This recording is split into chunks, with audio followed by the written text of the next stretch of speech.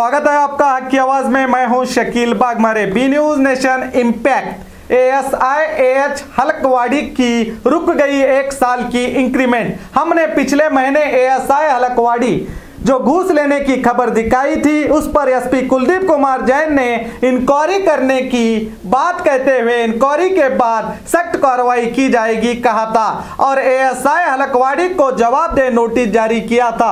इसकी भी हमने खबर दिखाई थी। अब 1 महीने के बाद एएसआई हलकवाड़ी के जवाब को देखकर इंक्वायरी के तहत दोषी पाए जाने की पुष्टि करते हुए एएसआई एएच हलकवाड़ी पर 1 साल का इंक्रीमेंट का नोटिस आदेश जारी किया गया है। एसपी कुलदीप कुमार जैन ने अपने फर्ज निभाते हुए घूसखोर एएसआई पे कार्रवाई करके पुलिस विभाग के चंद घूसखोरों को लिए ये किसी चेतावनी से कम नहीं। हम ऐसे ऑफिसर्स का बी न्यूज नेशन के तरफ से सलूट करते हैं। 2000 रुपये दंड होता है। सर, पिछले दिनों हमने 1 महीना पीछे एएसआई हलकवाड़ी का बारे में आपको न्यूज़ बताई थी, जिसपे वो लंच मांग रहे थे।